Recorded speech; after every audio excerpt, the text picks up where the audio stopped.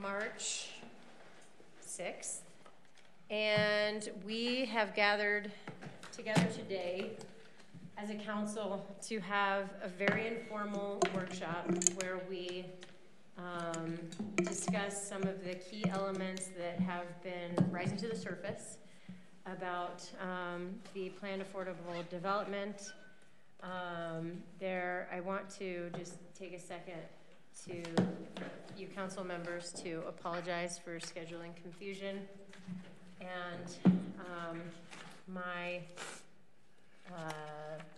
feelings of wanting to hold tight to this meeting time that we scheduled at our last meeting, knowing that Tracy wasn't going to be here, and I know that in retrospect was more impulsive than it should have been. So I apologize to all of you for pushing to keep this meeting time. But as we're here, and I'm very grateful that we're all here to kind of discuss some of the bigger points. And I did ask David to synthesize sort of our key points for our discussion today. So thank you for doing that, David. This is like set up in PowerPoint, but it's kind of, I mean, I'll let you kind of go through it because we can go frame by frame. But you might want to go through the whole thing just to show. It's just like 3 or 4 slides, and what I did was look through the notes that Tracy had sent and basically just tried to consolidate those comments that he had in that list from you, acknowledging that there's probably more that need to be addressed, but at least from that list, a basis from which to start for outstanding points of that have not been resolved with regard to PAD, right? Yeah. And based on what I saw, I grouped them into 3 categories. One was around deed restrictions. And second category was around dimensions on site. So, setback, height, step back ideas. And then the third was process.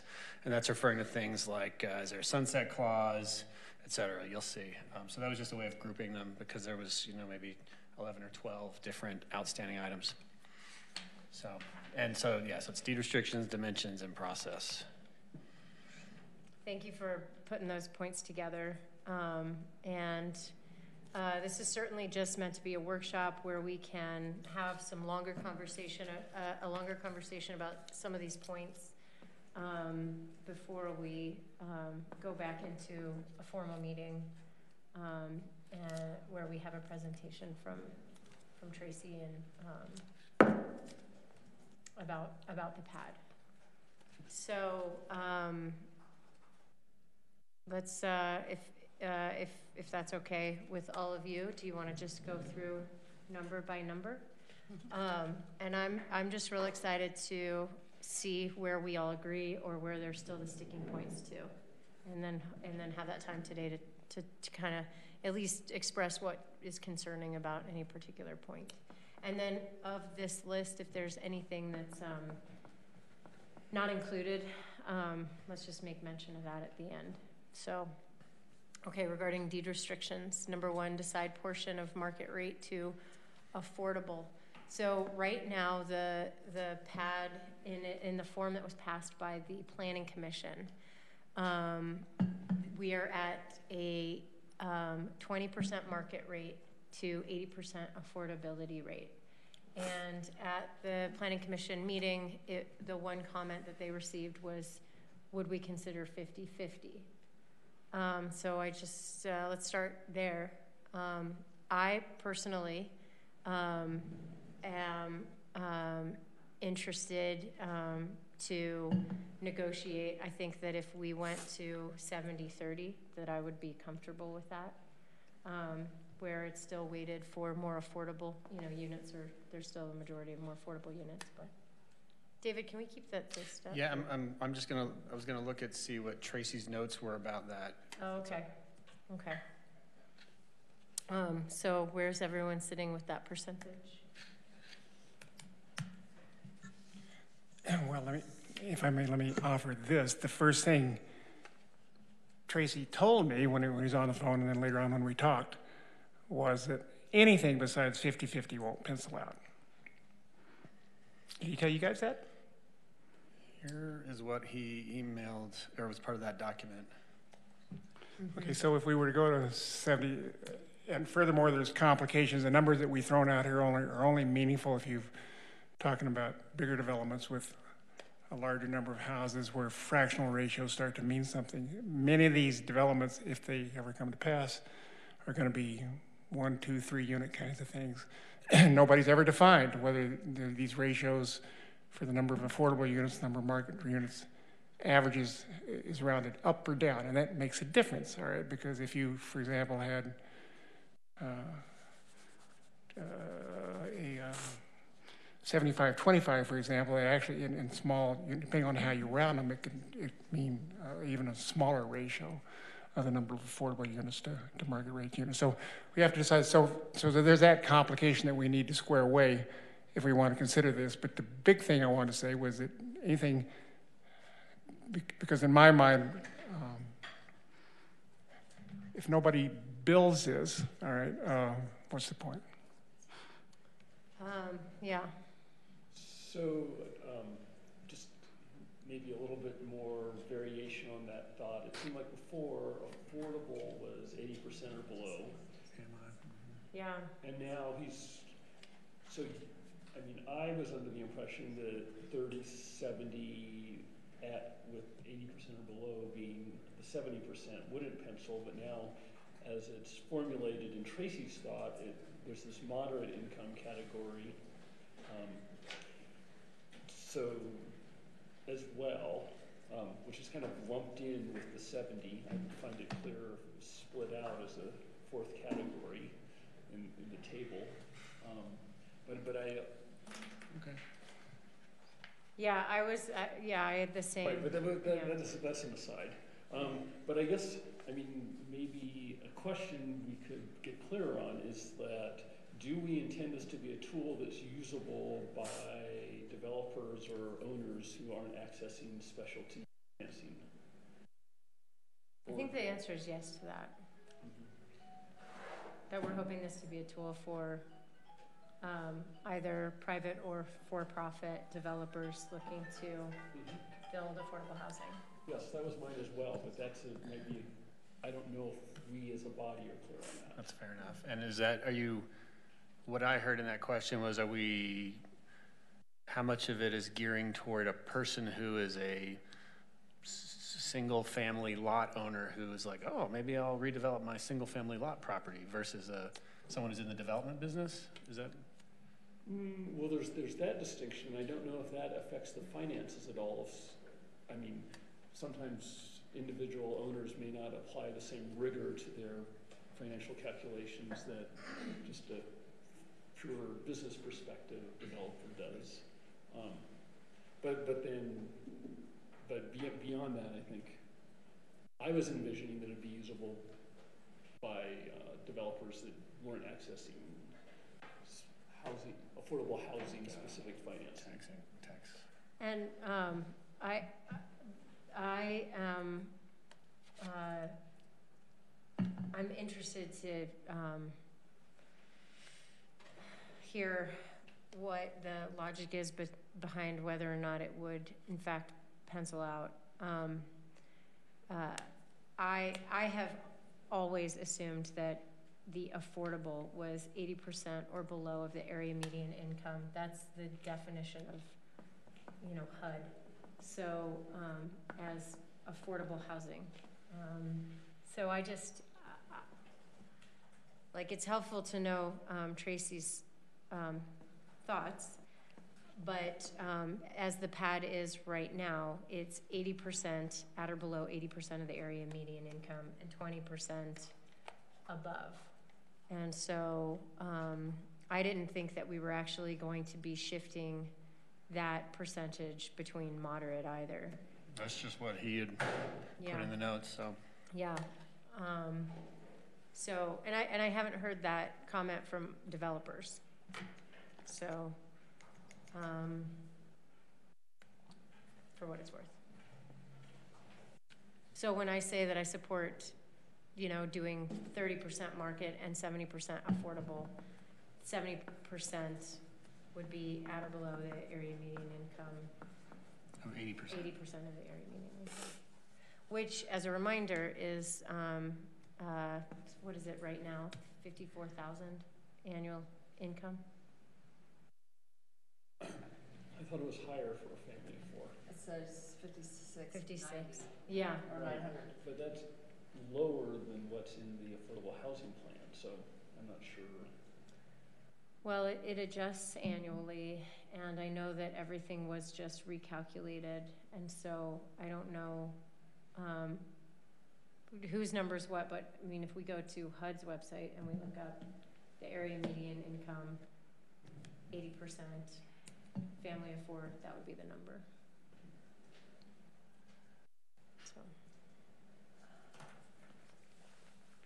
So I guess my question, then the question is, how are we defining affordable, and then what proportion should be affordable? Do we want to deviate from the 80% area median income as our affordable threshold?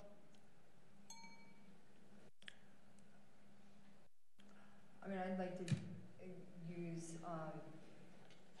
I mean, if we're looking to have a mixed use community, to be able to use these houses, then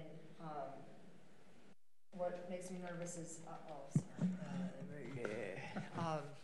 is that we're missing that middle that a lot of our employees and workers are at. So, and then so you have your market rate that, and how we determine, is it going to go literally off of our market rates right now? Because then that's a very select group of people who can buy those units. So, I mean, I would tend to open it up and be at 100% as well, like have a portion in there. If that makes sense. 100%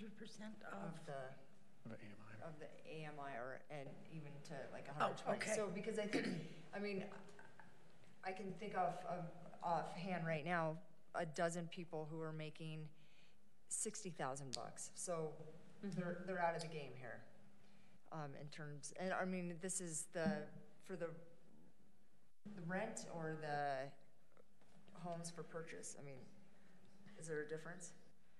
Rent would be calculated, purchase would be calculated based on those income, that income. I mean, because the developer that I spoke with, you know, if he has to rent, if he's trying to build these units, and he is going to build studios, and we're limiting that he can only make $500 for a studio. So that's just an illustration based on the income of like a one person, but basically in the pad, my suggestion that I made to Tracy was that we just strike through that illustration because it's not actually accurate. There wouldn't be a cap to what you would rent a studio apartment for. The cap would be, there would not be a rental cap. There would be an income cap. So the income cap would, why does that not make sense? Because if it's affordable, there has to be a rental cap. But it's not based on like a dollar amount of rent. It's based on income. It's based on the evaluation of income. So you could rent up to a certain amount based on what somebody, 30% of their income would be the calculated affordability. So why would somebody? That's not how I understand it. Me either. Then would you basically be disincentivizing people from renting to low-income people because they'd get lower rents, right? As opposed to like somebody who was toward the top of near to 80% versus a 50% person. Yeah, I mean, it's the market would dictate, and the people, like, so let's say somebody makes $50,000 a year, and they also have a car payment of, $300 a month. They're only going to be able to afford so much in terms of rent for an apartment. And so a owner of an affordable housing development could say, well, we could charge up to $1,200 because that's, sort of the income cap, but we know that people might only be able to pay $1,000 or $900. So that would be adjusted. Like we wouldn't be able to say rent is capped at like $850. Like that's a complicated number. Does that make sense? That's why it's an illustration in the pad instead of a definitive rate cap. So to answer your question, when you say a studio apartment can only be rented at $500 a month, that's not totally restricted in the pad as it's written right now. It's just the people that would rent it or buy it would get income qualified, and then based on that qualification, they would be able to either qualify to borrow money to buy or rent based on their income, and so then the responsibility of the property owner, if they were a renter or them as a buyer, they would be capped in that way based on income. Does that make sense? Not really. Yeah, the premise makes sense.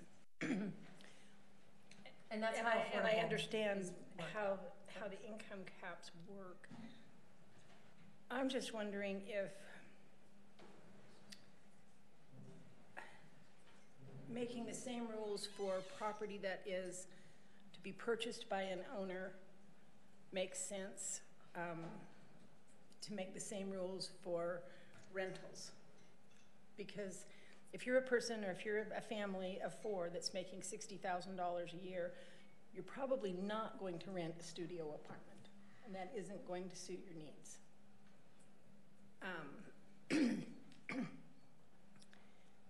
But if you're a single person making $60,000 a year, a studio might be just fine. But then you're not going to fall into that income bracket that will allow you to rent under that affordability umbrella, correct? Right. So let's say if you're building studios and you think you're going to have one person or 2 people most living in that unit, and you know that in order for them to qualify, their combined income can't be more than $60,000, then you're going to adjust the rent based on what that threshold is. And if you can't get anybody to rent it, you'll lower the rent. So it's by choosing to build studios versus a 3-bedroom, you may be able to charge. And whose responsibility, okay, so then you're talking about the developer at that point. I can't imagine a developer taking that on, going through and trying to justify how much everyone is making for that fiscal year and then doing those calculations and determinations. So we've talked about Hasu taking this on. So that's a really good question. That's more the logistics that we would talk about. But basically, if it is ownership, then we would, as the municipality, have the responsibility to qualify. And either we would do it in-house or we would contract with Hasu. That was something that we talked about. And in terms of rentals, the responsibility of making sure that the people renting are low income, we would still need to verify that is happening. But then that would be the responsibility of that private developer. They could contract to Hasu. They could contract with Moab Property Management. They could contract with whomever or do it in-house just like the city would. But then we still are responsible to make sure that developers are meeting the affordability criteria. That seems like an awful lot of administrative work to put on anybody unless that's your business, unless you're Hasu or unless you're Moab Property Well, Management. it's just like if you have a nightly rental business, you contract out to do. But it's not, because you're not trying to qualify. So, There's so many steps and. right, Nightly so, rental is there to make money. Right. And so Hasu is working on a proposal to provide this service to whoever wants it in the community. My understanding is that Ben has discussed with you an MOU or some agreement. Yeah, just at a high level, like Right, that's because it is the complicated, expectation.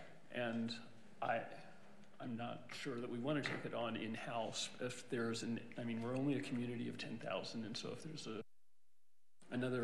if Hasu has the expertise and staff to manage these complicated things, then. yeah, but I understand what Karen's saying. I can't see a developer going through all that administrative work to qualify people yearly or however often it's required. But if they contract it out, then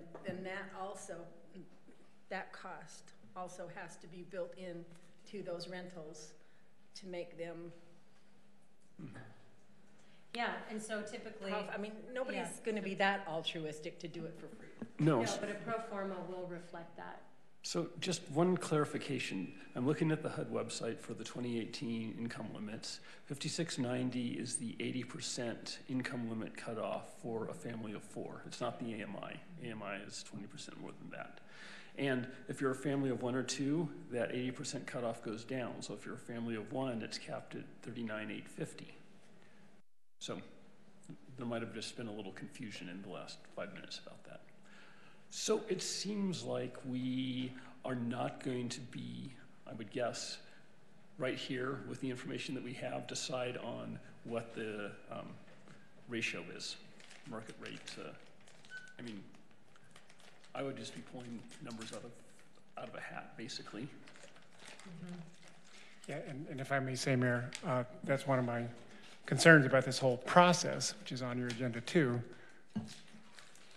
Could you just hand this to me now for a reason? Connie's sharing.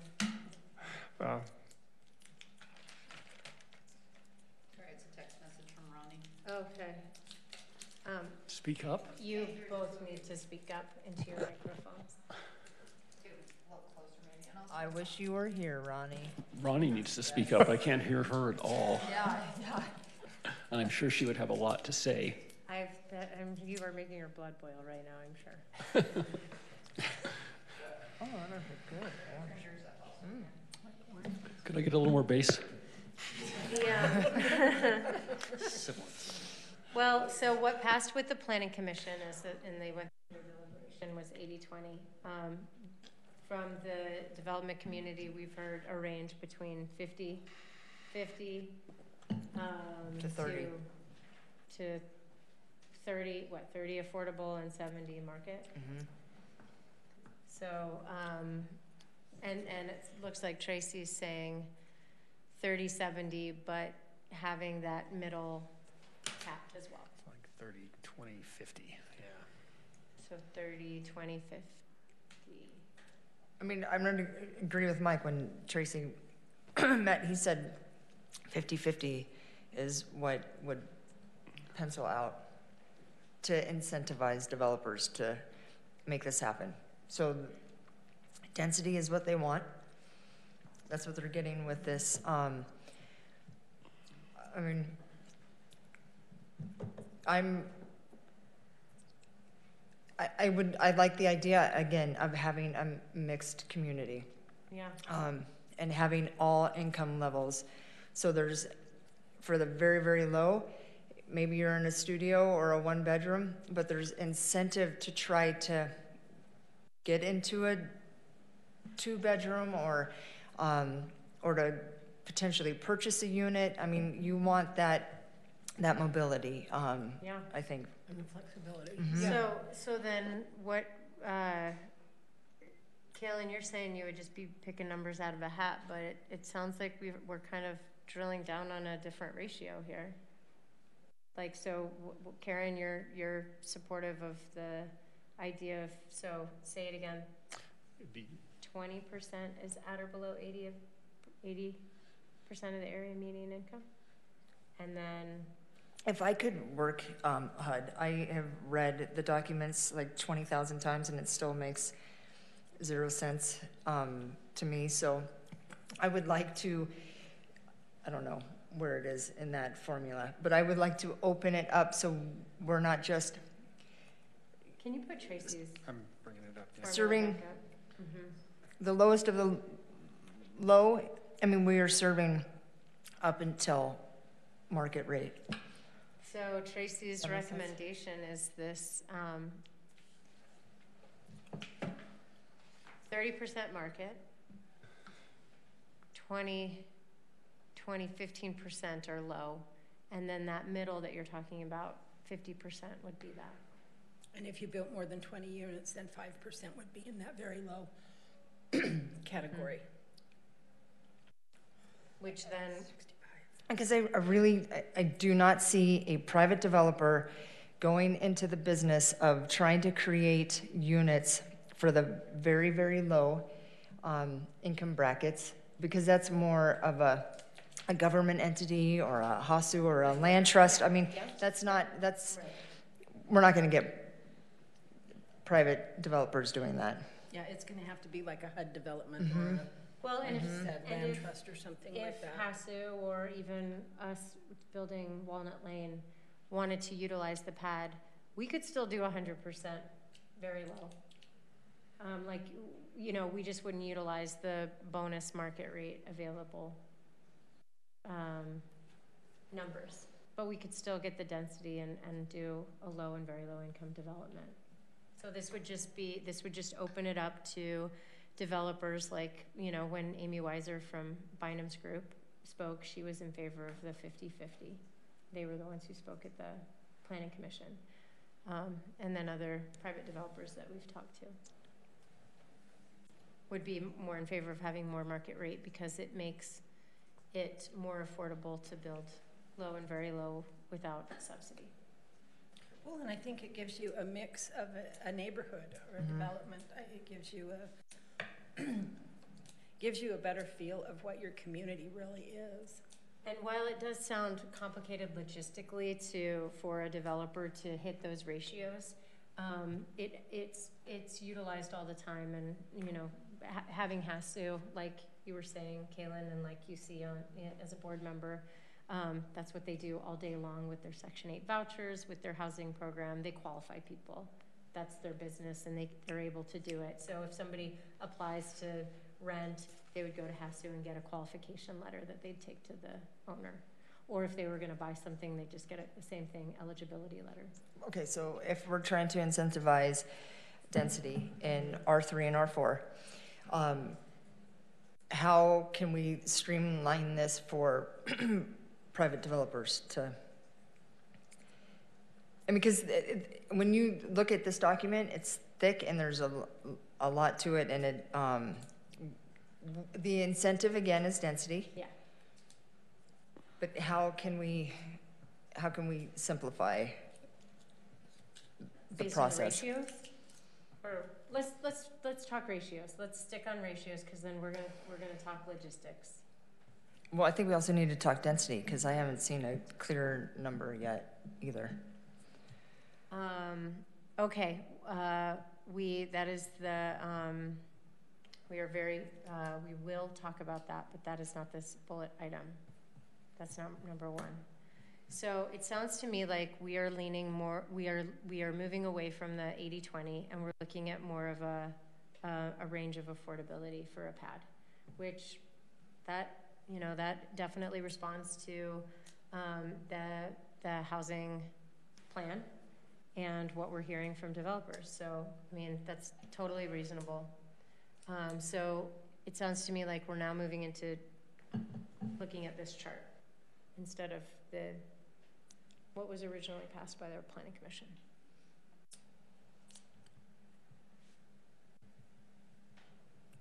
So, are there other questions that we would want to ask to just get more clarity about the ratios?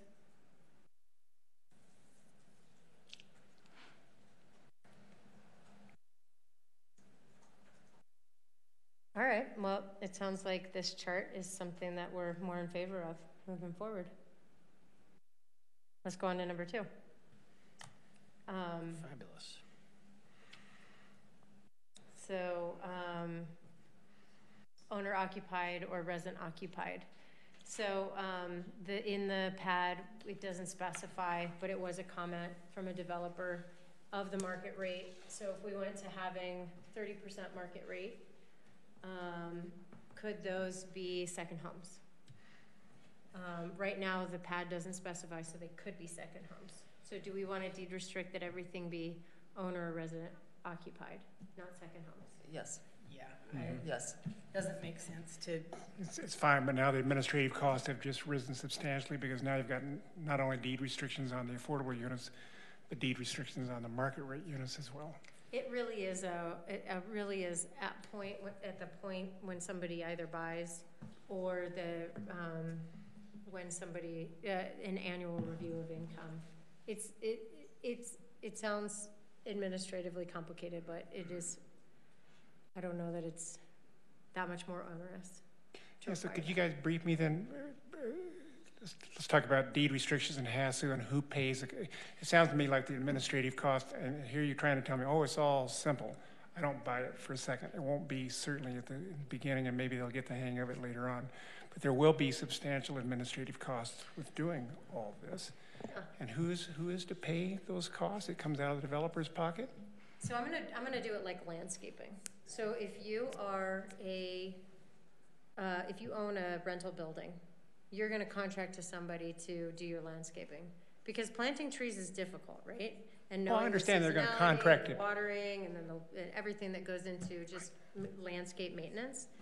And then you contract with somebody and you pay them to do your Yeah, landscaping. understand In the that. same way you would contract HASU with is somebody fine, to but do- who's gonna pay HASU? Where's that money coming from? So we, as a municipality, would need to either contract with somebody or do it in-house. But if you own the unit, like a rental unit, you would have certain criteria too that you would have to do, affordability checks, and then we would check on those checks. Rockridge Apartment recertifies their people that live in their building every single year. Thank you. They recertify, and granted, they do it through HUD and their own employees, but they recertify those people's income every year. So do the low-income apartments over on Cane Springs, they have to, King Creek, I'm sorry. But who pays the bill? That's what I wanna know. You guys haven't told me. Whoever owns the building or whoever manages the The building. owner then. I That's would correct. say that would be my best educated guess is whoever owns the building contracts that work out to be done. And if they are renting to low-income people or moderate-income people whose income has to be certified to keep them at a certain rent, whoever the landlord is or whoever owns the building would contract that out. So that's fine. If it's the city's project, like Walnut Lane, we will contract that out. But then we also need to have a managing agent, like a manager in our world that makes sure that that would audit those eligibility. That's right. Yes. That's what But that's like, again, that would be our relationship with HASU to do those audits, but otherwise it's the responsibility of the developer or the owner of the pad. Okay, I'm just pointing out what should be obvious is that compared to a market rate home, tracking a house with attached deed restrictions, no matter who does it, is gonna cost somebody somewhere and it's gonna factor into risk. It's an overhead burden that people trying to manage affordable housing are gonna have to, somebody's gonna have to share that burden. That's all I'm trying to say. And it's a risk they're willing to take because they get density. Okay, let's go on. So one clarifying point here on number 2, requiring market rate units to be owner occupied or resident occupied. Those are not synonyms, right? An owner, I mean, you could still have we're basically saying, what I hear you all saying is you want to make sure that they are occupied by residents, whether or not it's the actual owner who occupies it, Yes. right? How are you gonna define resident? Well, that's another sort of certification County went process. through all kinds of hoops. with the high density overlay to do just exactly that kind of thing. It's not simple. Right, but they And it's are not doing, easy to track. the county is doing that, right? I guess I haven't talked to him. Yeah, separately, they right? are. But it's the assurance that, that these units would be occupied by people that live in them. Okay, Right, and so I'm sorry, a question that came up from a developer who wants to do something in R3 had a question, so he's trying to develop these units at an affordable price, but wants to also offer it to local businesses to buy, to house their employees.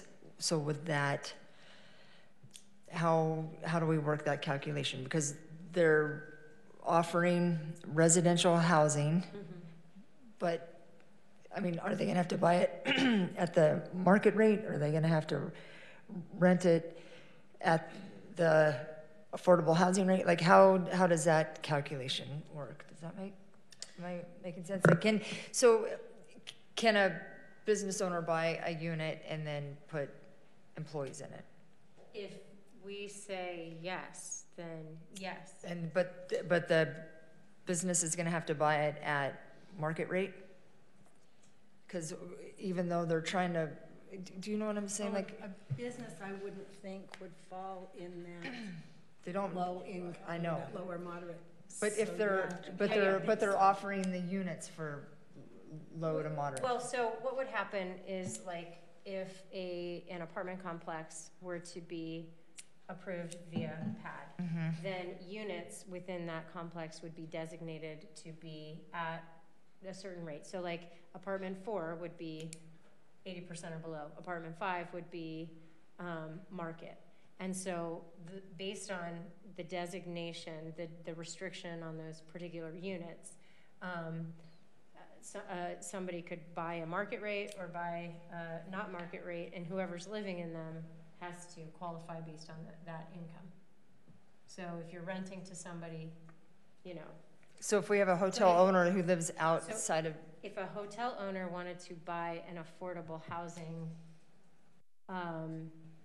one of the affordable units, we can amend the PAD, because right now it doesn't read this way, but we could amend the PAD to say that is allowed, that an employer could buy an affordable unit, assuming that employer is going to rent to somebody who makes at or below 80% or whatever the income rate is for that particular unit. Does that make sense? yeah, but I don't know that everyone would agree with that. Oh, it's just, well, that's, No, I think know, that's but I'm the saying question. just like, yeah, that is a question, Yeah. so where would we fall Do we on want that? to open it up so that the end goal is that the resident living in the unit is held to the income restrictions, not particularly the buyer? Because that's easily specified in the PAD. I mean, if we the wanted to do that. problem with that would be that then there's not as many affordable units for people to buy if, you know. If an employer is buying housing for his employees,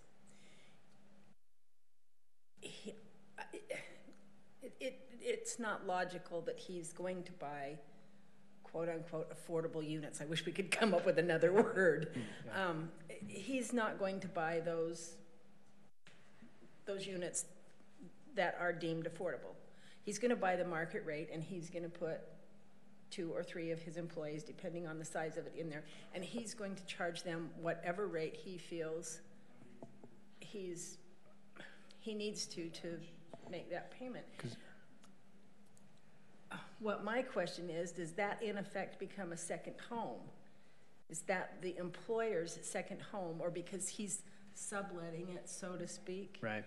It's occupied by a resident. Right. I think to back up and say, if your intent is to maximize the availability of housing for people who are residents who are working in Moab, as opposed to people who might vacation here and use it as a second home, it matters less about restricting who owns the property, and it's about who's living in the property. And so we can adjust how we regulate based on that. I mean, there's complications to it, but it can be done, you know? And so it's like, frankly, do we care if somebody from Salt Lake City buys a home down here, so long as they're renting it out to people who live here? Does that make sense? Yeah, and they're not using it as an overnight rental or a vacation home or whatever. Right. As long as they're doing what they're supposed to be doing with it. Right. I mean, it's, you know, it's sort of there's some units over in the Mountain View neighborhood that are single-family homes, not nightly rentals, but a lot of the time out of the year they're not occupied because they're just used solely as vacation homes in the single-family neighborhood. The house next door to me is used like that. Is that, yeah? Yeah. But they don't push the envelope. They don't try and fudge, you know. But it constrains, Family. it necessarily constrains the supply is the Yeah, issue, right? It does. So if the policy direction is maximize availability for people who are needing to live and be in Moab, we can make that happen. And I think that logistically in the pad, what we would do is for in the rental, it wouldn't affect the rental, but in the purchase, if somebody's purchasing a unit, there's a requirement that their assets be looked at. So that would preclude a business owner from purchasing a unit and then renting to somebody that qualifies. So we would just need to add a provision in the pad that says, you know, if somebody wants to purchase a non-market rate unit, they'll be held to the rental restrictions or the income restrictions of the resident that will occupy it. Yeah? Yeah, I mean, there is that concern though that if they have the means to buy it, which it's more likely to happen, then they're taking a non-market unit off the market for someone who could potentially who could try to build to make that an attainable goal. Yeah. So I mean, I think that where I sit with it is that I would prefer it be the resident that's in it, you know, own it as, you know, if a business wanted to buy units, I would prefer those be of the market rate and not of the affordable, but. I agree. I don't know how. That seems simpler. I agree. I think especially if we've adjusted it. Right. I think if 70% market rate. Yeah. I think if an employer is going to buy housing for his or her employees, they need to be the market rate units, whether they're units for purchase or rental units. So that's an interesting question. Can you restrict who buys these properties based on whether they're a commercial entity or not? Is what I'm hearing. Well, commercial or even just a family that wants to buy a unit and, you know, own a second property in town and rent it to somebody that needs affordable housing. And you're saying that in that case as well, say they have a family and they're well above 100% AMI, they want to buy a unit, they are not allowed to buy an income restricted unit. They're not allowed to buy a unit that then has income restrictions on who lives in it. Is that correct? Well, to me, it depends on where we sit back with the ratio. I mean, if we're saying only 30% or 80% or below for area median, then I would say, yeah, let's leave that pot for people that, you know, to own, that live and work here, and then allow the above 80% to be more moderate and available in that way. Okay, let me try that from a different approach. Say someone owns a house and decides to scrape it and redevelop their lot as a pad, and they retain the market rate unit to live in themselves, and then they have one or more affordable units on the lot, and they don't sell those. They rent them. So arriving at the same destination that David posited, but without any transfer of ownership. Right, Yeah. Because I would, that's a scenario that I thought this might make sense for PAD, like. totally.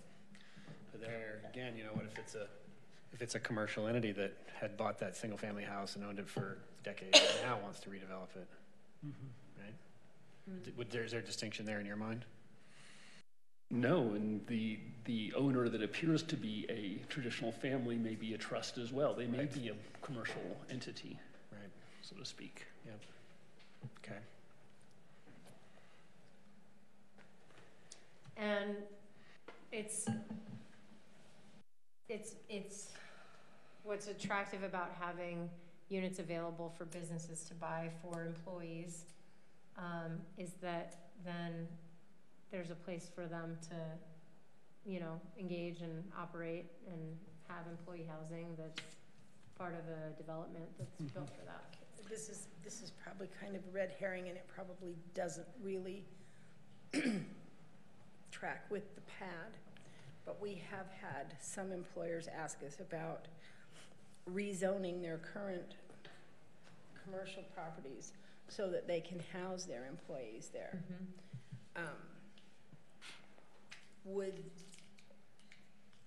I don't think it belongs in the PAD. But would that be something that we could look at to incentivize them to provide housing on their own current properties that aren't currently zoned for residential? So that'd be more of a thing. Would it be better to approach it as a text change for what's allowed in those specific zones? Is that what you're saying? Like, Yeah. Okay. In those commercial zones, have more flexibility that would allow for housing typologies in the commercial zones? Yeah, if Sure. That's something I'm not going to point out any, specific ones, but we've had some tour companies say, I have property. I could put 5 or 6, travel But the trailers back there. Restriction is the ground floor. Yeah, currently, yeah. yeah. But that should be part of the whole future land use But if mapping. they're trying to thinking, provide actually. housing, even for seasonal employees, we shouldn't impede that. Right. Especially when they're not impacting another residential zone. Does that make sense? Yeah. Well, and that was a proposed text amendment a while ago that got shot down. But this is like a long time Oh, ago. I really? remember when TAG wanted to let employees live in the back. I was so careful to not. Well, it's different ownership. It's a whole different world now, so I think we can reference it without being uncomfortable about it. Okay, so it sounds to me like we have a consensus that as much as possible, we'd like the units to be occupied and them not be a second home, that the market rate not be a second home.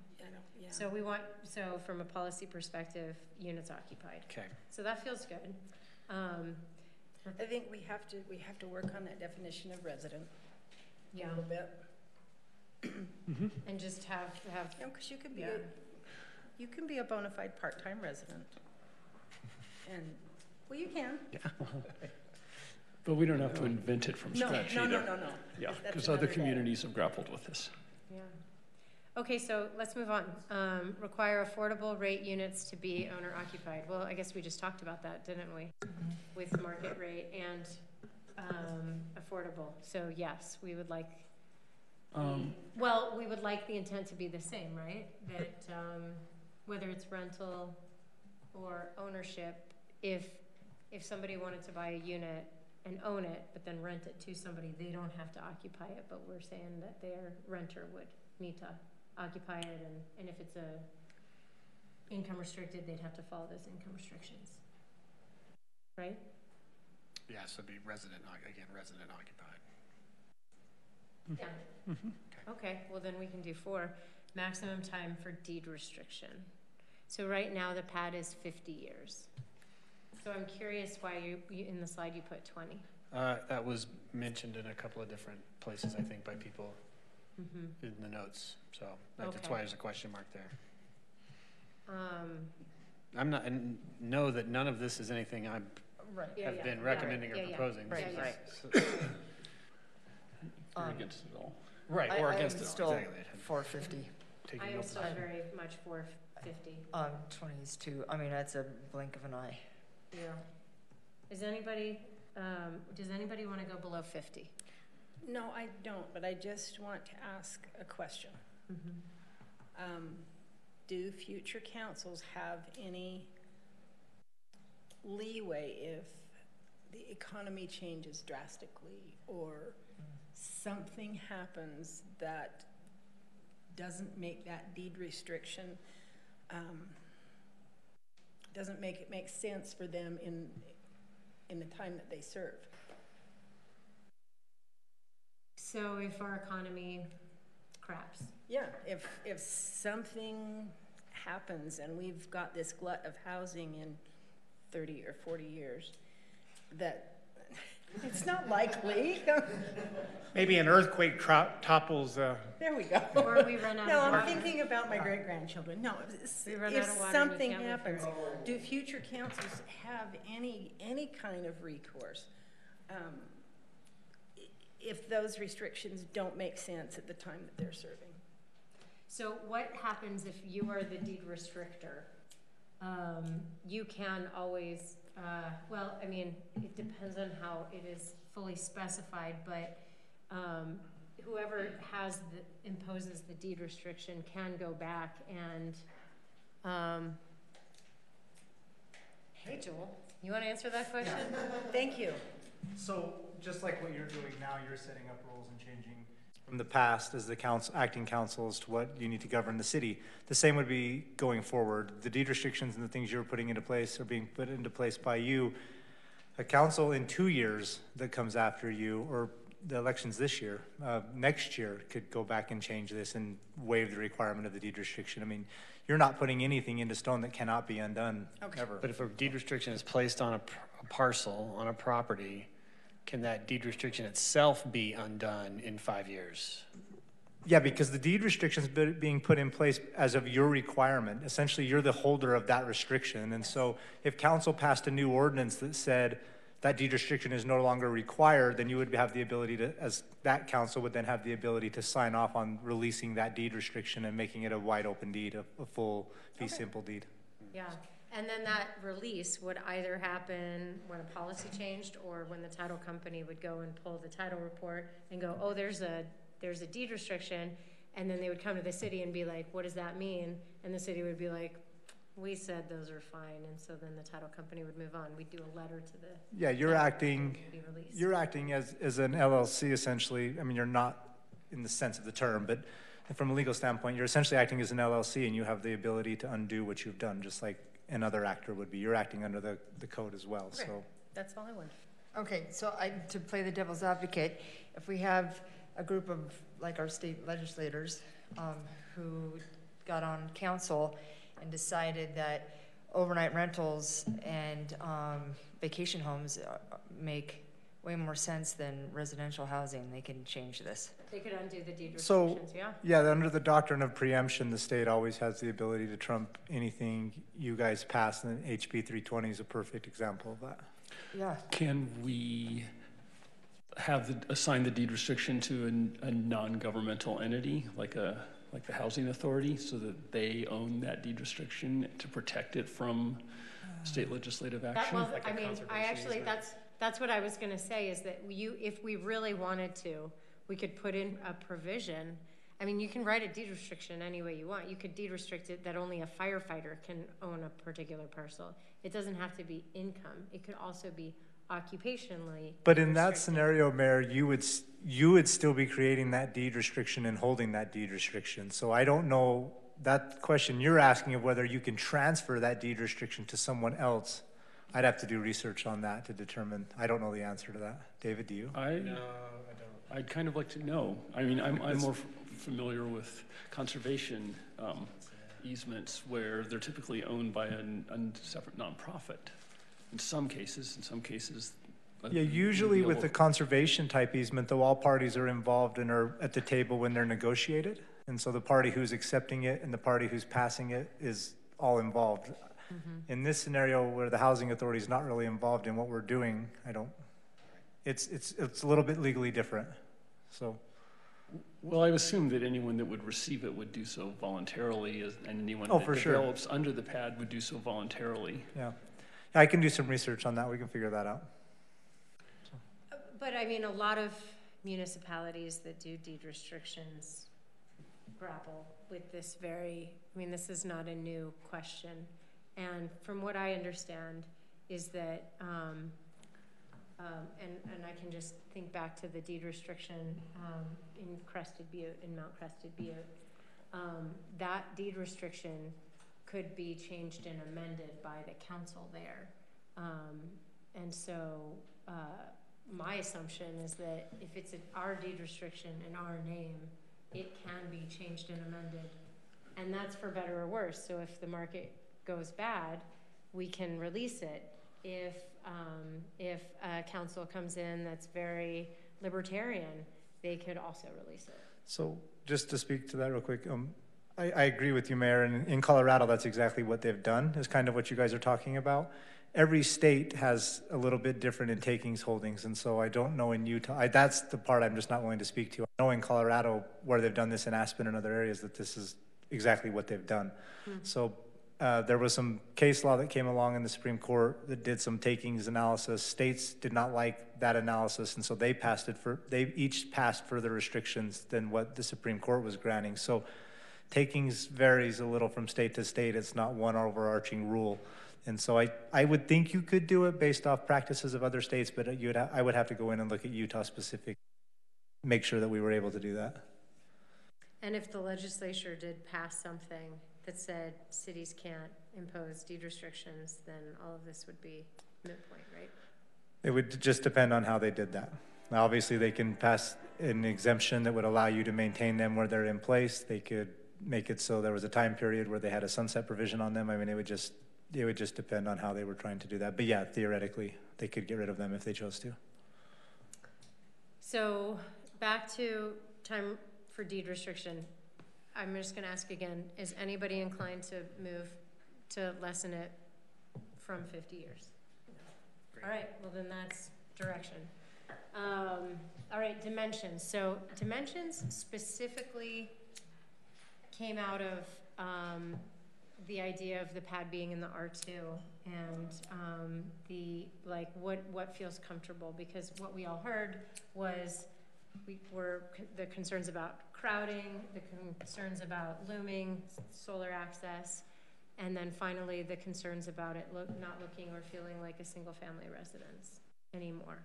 And so when we had our joint meeting with Planning Commission, Kaya did make the comment about footprint, that it sounds like not all, but many are feeling more comfortable with.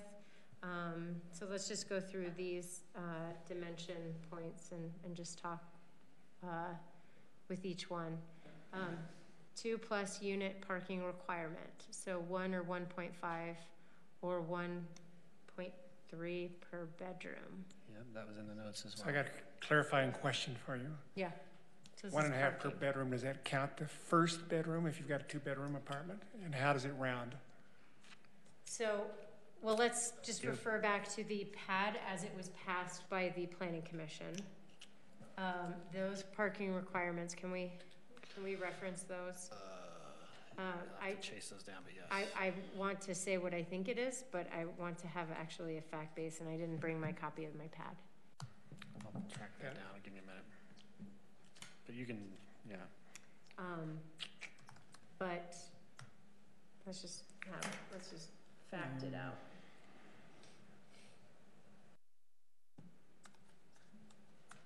So this is specifically regardless of, well, each zone also might have different parking requirements. So parking in R2 might be different than parking in R3, different than parking in R4. This is the council working. Word parking is mentioned 32 times. I just wanted you to know. In the pad? Serious about parking. And are you looking at the one that was passed by Planning Commission? There's one, yeah, it's relatively late in the game, November maybe, thereabouts. Parking. Vehicle parking shall be provided at a rate of 1 off-street per studio or single bedroom unit. Units having 2 or more bedrooms shall have parking of not less than 1.5 spaces per bedroom.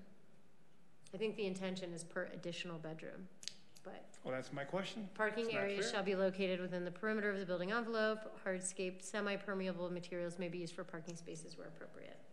So that means, and hardscape, semi-permeable could be compacted gravel, which is nice because that allows for affordability. Let's see, so 1 per studio or single. Units having 2 or more bedrooms shall have parking of not less than 1.5 spaces per bedroom. So the way that reads is the 3-bedroom would be required to have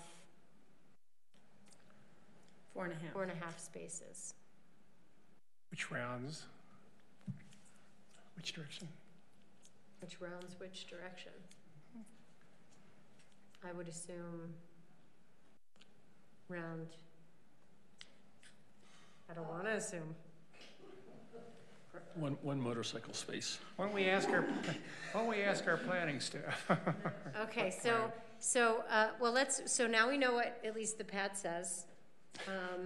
And let's just talk about Okay. the policy intention behind parking. So in R3, R4, where higher density and closer to town is the more of the reality, the suggestion was that parking for those zones would be, because it's not actually specified here, but that those zones would be like 0.75 or 1 per bedroom period, and not go up to the 1.5 per bedroom. And again, sorry, that was for a specific zone or just proximity? That was for R3 and R4. Got it. And C1 and up. And and the Cs. So everything but R2 would kind of be held to 1 spot per bedroom. Okay. 1 spot per bedroom seems to make more sense. If you've got a 2-bedroom unit and 2 adults are sharing it, it's likely you're going to have 2 cars. Mm-hmm. You could have 2 adults in a studio and have 2 cars, but it's not as likely. And if they only have Oh, I disagree. 1 spot. It's likely. They have more cars than that Yeah. In a studio? for 2 people, 2 adults. How They're many, likely to have how 2 many cars. I said 2. Oh, I thought you said it's one. just not as likely. Okay, thank you. I have 4 parking spots at my house and I still park on the road. Because the motorcycles have to have the garage. I mean, that's a fair point. Is the objective to make sure nobody ever has to park on the street, or is it just to accommodate most of the parking off-site, off the street? I think it's to accommodate most. Kaylin loves parking on the street. And I love that you always bring that up as a suggestion, because it is true. It's like our roads are so big in our community. Well, many of them.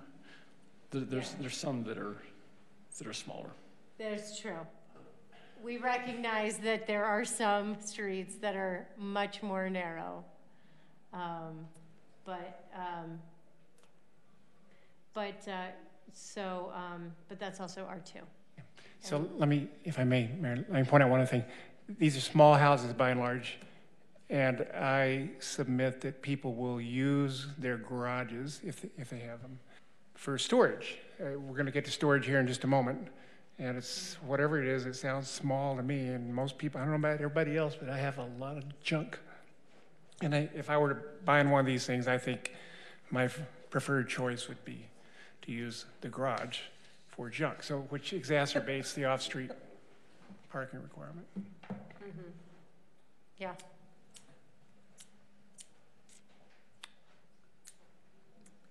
So, in terms of parking,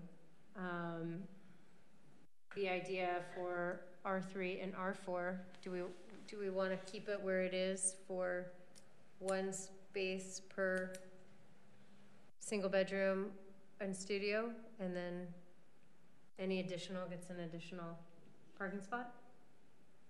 I'm comfortable with that, because Instead we're of gonna get public 1.5? transportation, Next week. yeah, next week. So in R3 and R4, every bedroom gets one spot. Yep. And then for R2, the comments have been to make sure that there's more parking. And so, right now, one single family is required to have 2 parking spaces. So, Period.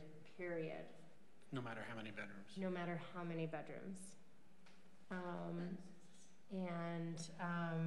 And if we were going to increase density and have 2 units, 3 units on the R2, then we could say that every additional unit have an additional 2. To kind of match the same zone requirements. But does that then effectively eliminate the ability to do that in a lot of cases because so much of that land needs to be used for parking? It would. It would make it more difficult to do a pad in the R2. But if you had a very large lot, then you would be able to at least have all of your parking be on site. And you would just be restricted at how many units you could build. And you'd probably be better off subdividing into single lots at that point, but, which they could do anyway, right now. So there's that. Or we stick to the 1 for a single studio and then 1.5 for each additional, or for every bedroom. So then if you'd have a 2-bedroom unit, you need 3 parking spots. Right.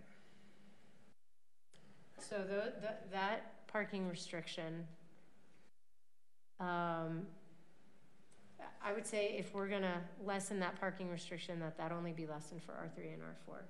One car per bedroom. But then keep it at least where it is, unless anybody thinks we need to have more parking requirements for R2. What do you guys think? I'm for keeping higher parking for R2. Yeah, and R2. So, but are you guys okay with R3 and R4 being one spot per bedroom? Yeah. Okay, so that's good. Okay. And then R2, do we want to keep it as is, or do we want to have more parking requirement? So I think as if it you is, it's get- already more than If single you've got a family. 2-unit, if you've got a 2-bedroom unit in an R2, you get 3 parking places? Yeah, you're required to do 3 under the pad. That's as big as your house is gonna be, or your Yeah. apartment, but, yeah, I'm fine with that for now. Just to be totally clear, right? Driveways count as parking spaces, as would in a garage itself. So, And so does the spot on a gravelled lawn. Is that what we mean by hardscape? Yeah, Because Tracy drew some nifty pictures of relatively small lots with duplexes on them and so forth, and Right. said, oh, there were 6 parking spaces there, 2 units, but he counted 2 garages, 2 driveways, and 2 spots on the gravel. if you have that much space, yeah. Okay, that's moving on. yeah. Height in, let's look at the chart for R2, R3, and R4. You still have, what? Give me back the Chromebook. Thank you so much for having this. What just happened? Touch screen. Here, I'll get- Help me out. Go back to whatever. Is it something you want me to throw up on the screen? You push the side button. This is the weirdest thing. Never mind. Touch screen. No, it's just that wherever you've seen the left and right button moving documents across into a whole other section. I don't get it's weird. We could pull it up on the screen too. So we're just talking height and, this height is kind of solar access too, but, they're separate here. So currently, Height's not the same.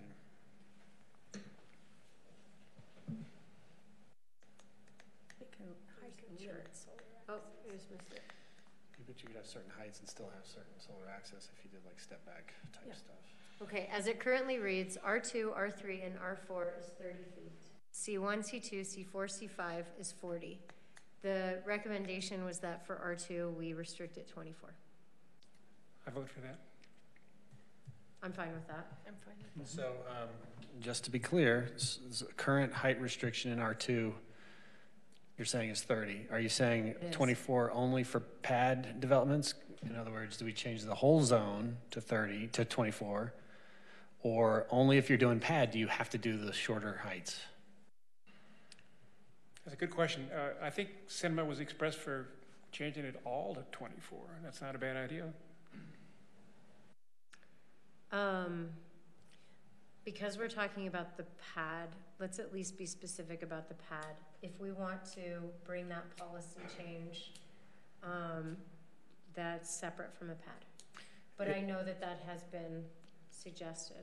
Right, because otherwise you end up with a potentially pretty absurd result where somebody could build a single family home to the lot lines and 30 feet up, you know, and not be able to build a 3 unit, you know, 3 unit would be a much smaller height, significantly smaller height. I mean, Yeah, and then that might incentivize right. people doing that and to house a bunch of people than just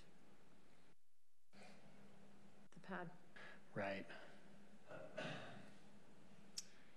So, I mean, it'd be easy enough, not easy enough, I take that phrase back, but it would be relatively straightforward if you wanted to just say, as a part of this, we want to make that height restriction apply to the entire zone, pad notwithstanding. well, at minimum, I think that, unless I'm wrong here, I think the council is okay with 24 feet being the height requirement in R2. Is that correct? Is that not sitting right with anybody? I think I am. Kaylin, maybe you can answer. What is that going to do to a homeowner that buys a vacant lot that's now vacant in R2 that wants to build a 2-story house under normal, non-pad circumstances? It's going to force them to probably do a flat roof with a parapet. To get 2 stories? Yeah, or else they're going to have to build it to a pitched roof with probably dormers. Like what's being constructed on 4th East right now. There's probably 24 feet. They've got a 2nd story, but. Yeah. But it will be more in character with a lot of the existing homes. Okay. It's, I mean, it wasn't the point for us, it seemed like in our discussions that we were just not wanting to get 3 stories. Yeah. And we were trying to figure out how that's not what to, I thought. That's what I thought. not to allow that for the pad. So that'd be 24 feet. And I've always equated 10 feet with a story. Right. That's what they used to tell me when I worked on the 6th floor. You don't want to fall 60 feet. So you're okay with 24? Yeah. And Kaylin? I am. I had thought that 24 would sort of be a placeholder while we worked on perhaps more nuanced, stepped setbacks for the entire zone. But I don't know if we'll ever get there. So. Well, that is kind of the second point of this. So 24 feet, but then there still could be a step back requirement?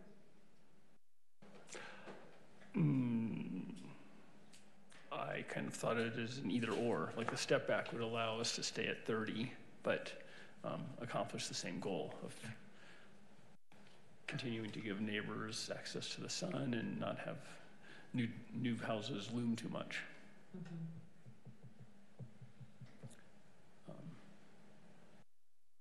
I just think developing the step back will take staff help and some more time than we might want to take right now.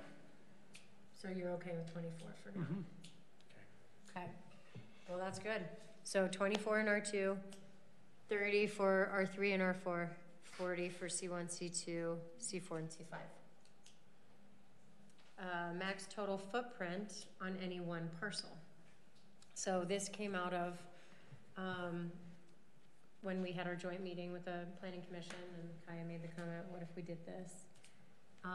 So the idea that a 3,000 square foot home, so footprint being on the ground. Right, there's a So you can distinction. still go up a second story. You're capped in the R2 at 24. In the R3, you can go to 30, so you could do. So it's not about square footage. You all are not thinking about it as a square footage maximum, but as a footprint maximum. Yeah.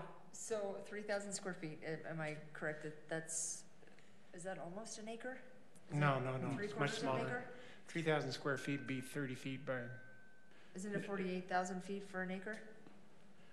it's, yeah, 44,000, minus 1%, 44 minus 1%.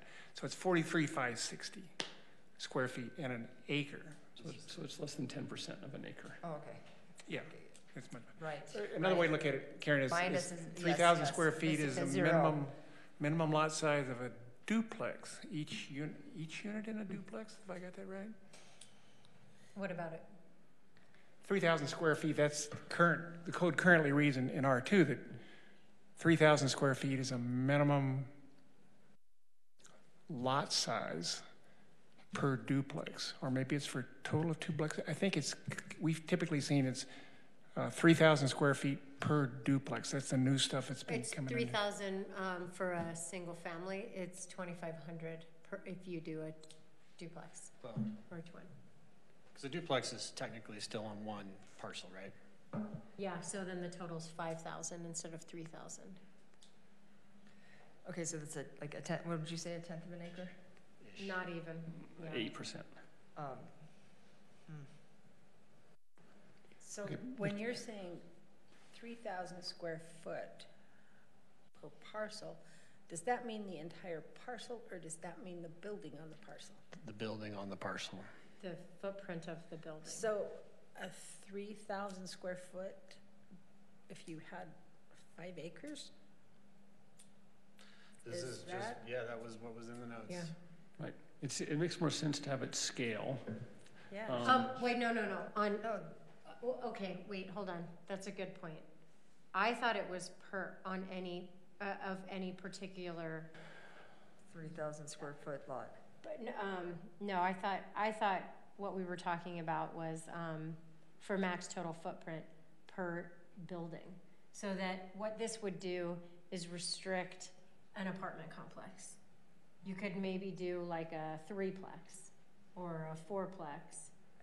Are we just talking R2? I mean, because that doesn't make sense for R3 and R4. I thought this, I think, well, that's a good point too. I was assuming this was only R2, so that's a good So point. Emily, are you counting square foot, like if you got two floors, each with 1,000 square feet, it counts as 2,000 square feet? Is that the way you're defining footprint here? Okay, let me just back up a little bit, because I think the intention of this was when Karen, when you were like, let's show pictures of like a 4-plex that looks like a single family home. We were like, well, the reason why it looks like a single family home is because of the footprint of the building.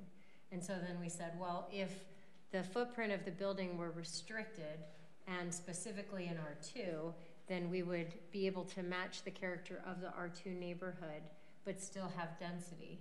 But it wouldn't look or feel like more people because of the footprint of the particular building. So I don't think that, back to what you said, Tani, it wouldn't be if you have 5 acres, you could have 1 unit at 3,000 square feet. It would be if you have 5 acres, you could have several units, but no unit would be larger than 3,000 square No feet. building would be larger than Yeah. 3,000? Yeah, no building. Okay. No So it's building footprint would be larger. And so then it would look like single-family homes, even if they were able to turn it into 2 or 3, or, you know, like in, like the brownstones Yeah, are probably 3,000 square foot footprint, but you have your, grandma apartment below, like the basement apartment, and then you have your main 2 floors, and then you have your studio on the top, which with the height restriction wouldn't work in there too, but, and I think that I think this was one of the comments that I made, but that was specifically for R2. okay. So maximum footprint per building Per in dwelling. R2 specifically is 3,000 square feet. Yeah, and then you still have the 24-foot height restriction, and you still have the ample parking restriction as well. Okay, so Emily, then, because this comes up a lot in fear of residents and so forth. So suppose you had a 2-acre parcel, then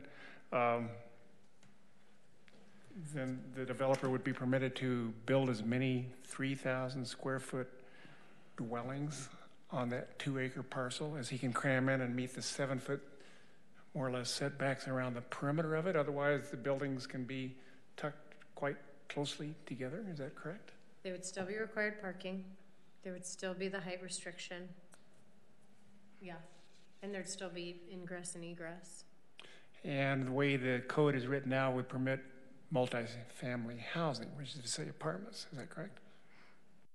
But Yeah, that so you apartment could building have, would like, have to, each apartment building would still have to be less than 3,000 square feet.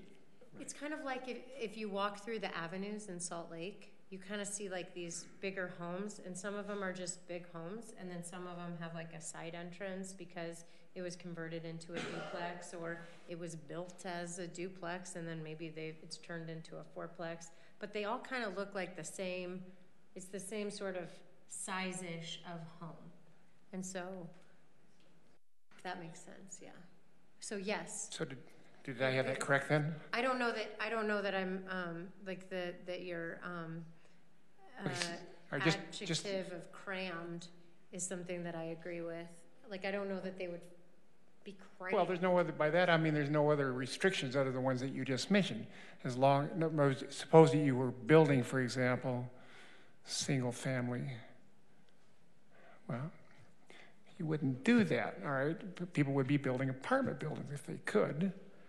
And so now we're down to 1 spot per unit. Oh, is it 1 spot per bedroom is what we just described in an apartment a moment ago? In R3 and R4. In R3 and R4. But in R2, we have the more liberal. But that, oh yeah, that formula applies to apartment buildings as well in R2. Okay. So yes, the density would be limited first by this constraint and by the parking associated with each one. And the height. And the height and the setbacks around the perimeter of the property. And then there are setbacks between buildings as well, per the fire department. Okay, thank you. Well, that helps. I think it's a graceful solution. I feel like 3,000 is not, it's not going to get us to the cute images of, that match the neighborhoods with modern construction and economics. Are you saying cute or acute? Cute. Cute, okay. I mean, I just wasn't sure what you were saying. I mean, the way that the buildings that we've seen pictures of or that we're referring to in historical neighborhoods are broken up allows a larger house to look attractive. But a developer on a tight budget with 3,000 square feet might build a 30 by 100 foot box with minimal ornamentation or interest. And so, I mean, that's the reality of the construction environment that we're in. But if our goal is to have something to have some degree of certainty that we'll have something like the nice pictures that Tracy has shown us or that we think of in other neighborhoods, we might need more than just that footprint limit. Yeah. I don't know how big those units are over at Deer Run on 4th North, the townhouses. Oh, the house you built? Yeah, the house you built. The green ones? The green townhomes? they're really pretty cute. Mm-hmm. They are, and I don't know how big that parcel is, but they all share, you know, all 6 of them share walls, and they really are pretty attractive, and that lot isn't huge. Their backyard space is not huge, but it's, if that's what we're talking about, I can live with that, but you're right, I don't want to see a concrete bunker in a neighborhood. Mm-hmm. Well, it might be a stucco bunker. Or a vinyl siding bunker.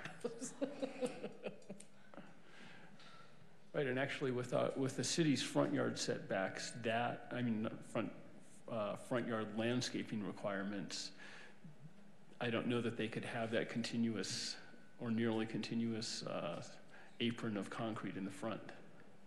But I think they would have been forced to do something more like the townhomes on Williams. Yeah.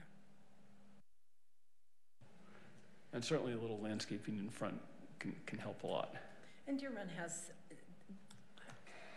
I'm wondering now if their front lots are 70% landscaped per our code, because a lot of them, they have a 2-car garage. Right, but it's in the county. Right, you're right, that is on that side Right, of the so road. they didn't have to get developed to That's the right. city standard. It's on the other side of the road, so you're right.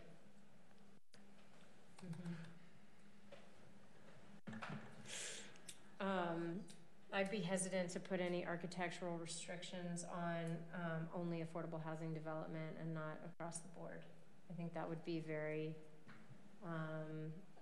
what did Kaya say in the planning commission meeting? Ugly of us to impose just on No, I don't mean affordable that kind of housing. ugly, just, no, I don't Not wanna put any- equitable or some sort Yeah. of. Yeah, I think that would be exclusionary. But, so as it stands now, there's the parking, the height, setback requirements, and this, footage. So Emily, just to clarify one more, I realize I'm banging on the wrong parameter here. So again, on my hypothetical 2-acre parcel, suppose somebody wanted to build at the minimum dwelling size, not the max, which you just said was what, 250 square feet? Was that the number that was up there just a moment ago? 56. 256. Which has not been discussed or approved. I understand that. All right, but so the setbacks would apply, so that 2-acre parcel then would be divided up into a number of lots. Each lot would contain a 256 square foot dwelling, hypothetically. And adjacent lots would have to meet the 7-foot setbacks around each dwelling. And from all this, I could compute, could I not, the total density in that 2-acre lot, which I could do. Have I got that more or less right? I think so. Yeah. Okay, I mean, I bring all this up, all right, because this is the kind of fear that's freaking people out in R2 with the specter of lots of homes. So with these constraints now, it makes it better. Will it be acceptable or not remains to be seen.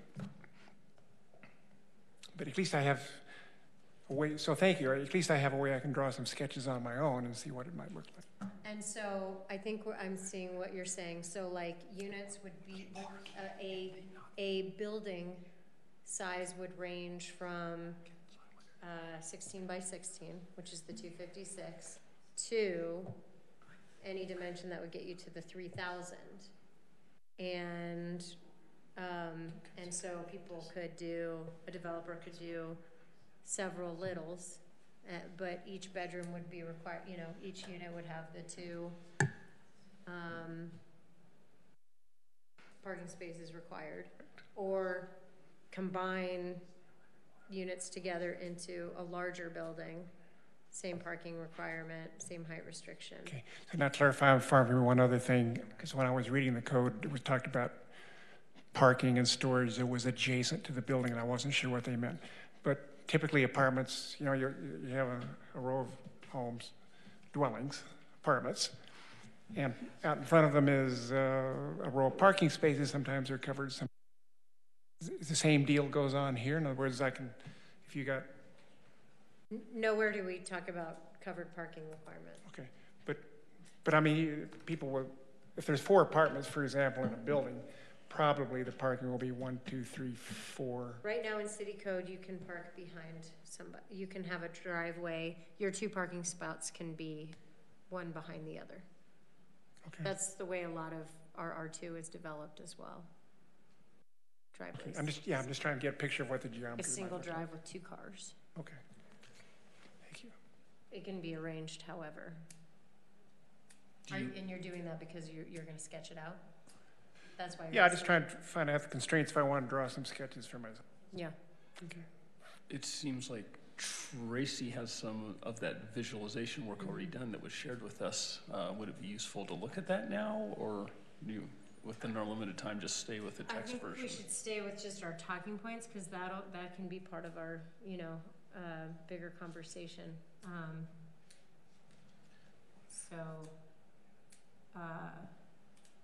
Yeah.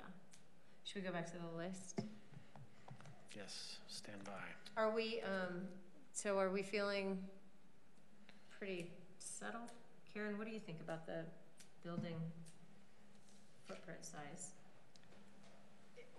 In my talks with the planning commission, I had a different idea of what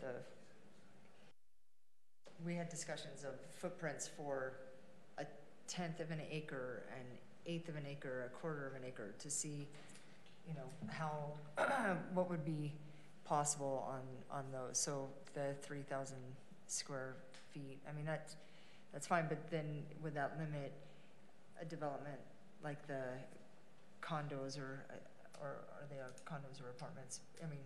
Yeah. My assumption, if I had to guess what the footprint of each of those townhomes would be with the garage, I would guess like 1,200. And so you could maybe, if you had made them smaller, you could maybe get a row of 3 townhomes at that 3,000 square foot. But again, if we're trying to incentivize builders, it costs more to make separate buildings than it does to. Right, to share run together walls. is To share better. wall, yeah. Yeah. And so that is in other zones that, I'm hoping we're not talking about R3 and R4. No, because, okay. like I said, this is just R2. This is a compromise specifically in R2 so that we're not changing the look, the character, the feel, or the impact on the R2 zone. It's only R2, where we would restrict the footprint size of any particular building, is what I am proposing anyway. Okay, so can I use an example? So Blackburn's property, Yeah. are we then, I think there's room for. Larger buildings? Yeah, is that. So then. So how many units, I guess. That's R2. So if the Blackburns wanted to build units, and they wanted to utilize the pad, then any particular unit could be up to 3,000 square feet footprint. Building. Or sorry, Yes. building, Yeah, thank yeah. you, any building. So you could have a 6,000 square foot building, because it would be 2 stories. And it could have several units in it, but it would be maxed at 24. It would have the required parking that's higher in the R2, and then still the setbacks. And 3,000 is pretty low. It's depending on, what your units look like. Okay, so if we're gonna use those townhomes down there as an example, so if their square footage is 1,200 square feet, and that is top floor and bottom floor? No, Is that just, that would that's be just the ground bottom floor, yeah. with the garage? Yeah, Okay. that's what I'm that would be my estimate of what that square footage is, that footprint for I don't think they're quite that big, but we'll just go with that just because. yeah. I think that whole So- unit, one of them would be 12. That's Yeah, kind of what there's- I'm yeah. thinking is they're not very big. Are they, But are maybe, they 3-bedroom? I don't know what, but they're not super big. But we'll just go with that, just for a number. So, like on Michelle's property up there, she could do a building with 3 of those they'd have to be a little bit smaller, they'd have to be under the 3,000 square foot? Or could she do 6 of those that have 1,000 square feet, share 6 walls, all 6 units share walls, and have a top floor? So, I was thinking, yeah, I guess that's are we talking the base print or? yes. Correct. So. We're not talking the square footage of the Of unit. the Correct. unit, We're talking okay. what's on the ground. Actual footprint, yeah. Okay, yeah.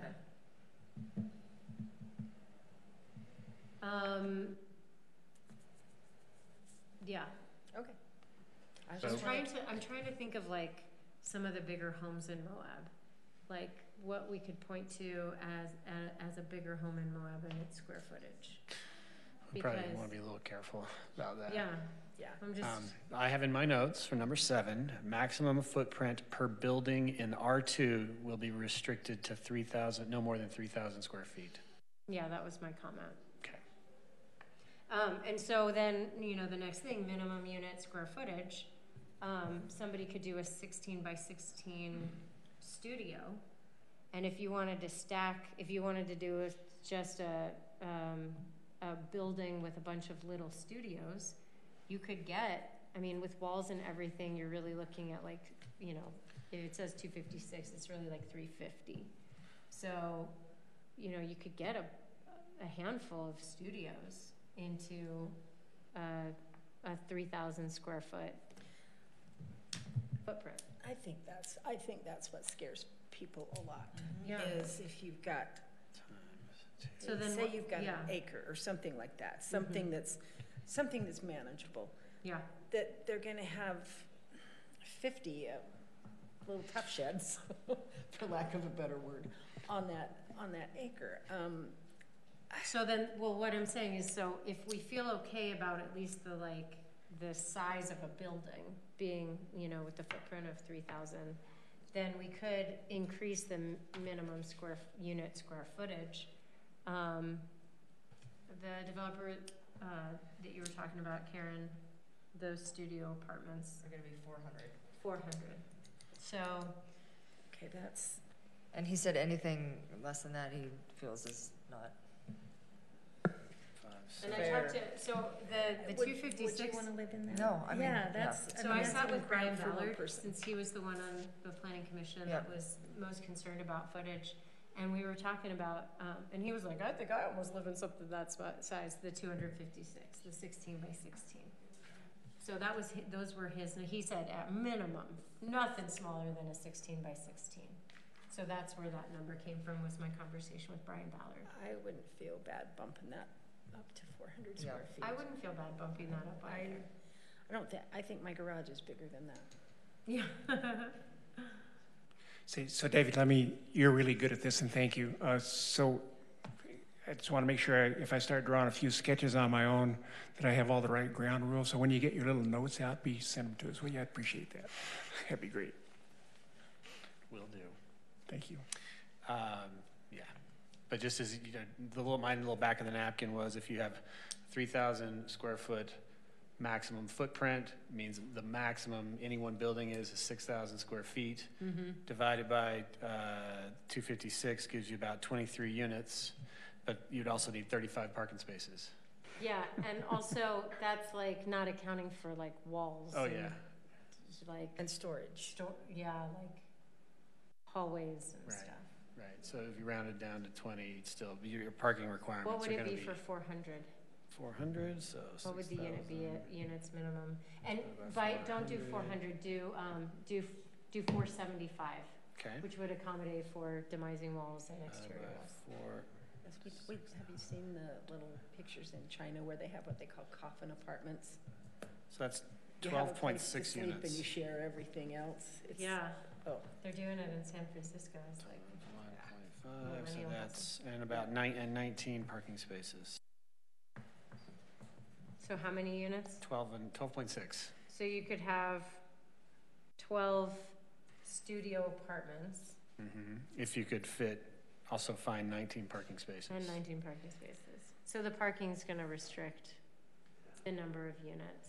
That'll be yeah. Wait, but if those are all studios, don't they just need one parking We're spot? talking R2.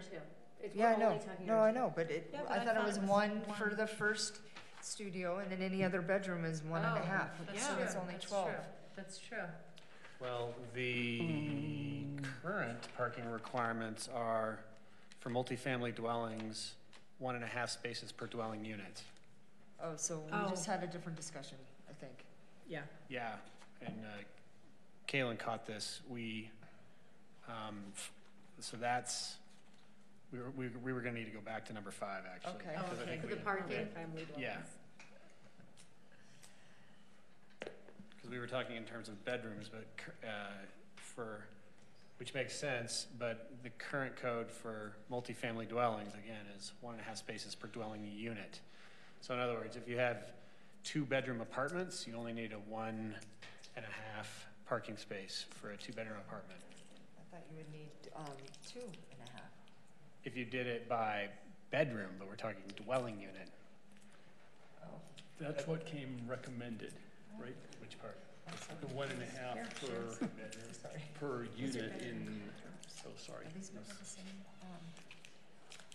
So it looks like, okay, are we back on that now? I think we probably need to at some point. Okay. See how the time. Yeah. Well, so wait, do we have some, like, do we generally feel okay with that 3,000? So, Can we do size before we stay go back on to that, parking, yeah. please? can I just make one comment about your run? I'm just measuring it in the city mapping, and it looks like it's about, that whole building is about 5,500 square feet Footprint. footprint. Okay. Yeah, so and it's the 6 units, so I said about 3 units. My estimate would be like maybe 3 units would fit that 3,000 square foot. Mm-hmm. So that's pretty right. That's pretty right, and Tawny said that that's attractive and it's twice as big as what we're proposing, and Karen made the point that having it bigger is more economical, so I'm back to my point, it's like if we had architectural requirements, perhaps the buildings could be bigger and more attractive. I would And I'm all for that. I would bet that if we proposed replicating those townhomes in the R2, there would be issues because of the size. It doesn't have to look at that, but having architectural standards, I'd really like to see how. For the pad only? I personally would love it for any new development. Well, that is another. But maybe we could just agree on 3,000 for the time being and ask staff to put, So if you have Others in the attached queue. parking, does that 3,000 square standards. feet count the parking as well? yeah. I'm just trying to figure out a way to Like get if it's through a this. garage? Yeah, garage, thank you. That's a good question. Does the footprint of the building, if it includes garage, is that square footage part of the footprint? I mean, if your goal If is we're picking on about, Deer Run, that one would include parking because parking over Yeah. there is on the ground level and there's bedrooms above the garage. and if your goal is about, in that respect, is about neighborhood character and consistency or complementariness, then you in the calculation that Yeah. garage included in the footprint calculation. Okay. The reason I ask is our house, when we built it, was considered to be a mansion, all right, up where we were coming from. It's actually 2,500 square feet, but it has another generous 2-car garage, which would probably push us over, for what it's worth, the 3,000 square foot limit. Well, that is a mansion, Mike. So your covered parking plus your house is roughly 3,000 square feet? Roughly. Yeah. The So, then it would be egress- comparable. Ingress and egress will. Although kind of- if somebody were to build next to So you. this limit applies to the market rate homes. Does this just apply to the affordable rate homes, or does this apply to the market rate homes too?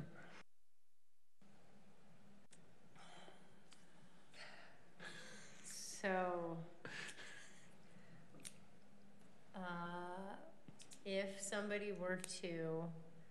if we were to follow the chart, my assumption has been that all units would be restricted, whether they're market or not, to that 6,000 in the R2. But I made an assumption. Six or three. Well, she's saying 2 levels, right? You got I'm saying 6 if from- somebody did a pad in the R2, and we have this footage requirement, that it would be for market and not market. It'd be for all of the buildings. That's my assumption as well, that we're trying to mitigate the character. Yeah. We're trying to not have the character change be too dramatic, Yeah. regardless of Okay. the income. But that was a mental gymnastic for me, because I was like, I made an assumption. But doesn't I guess, I don't know. So all these rules apply to the market rate home as well, is that what I heard?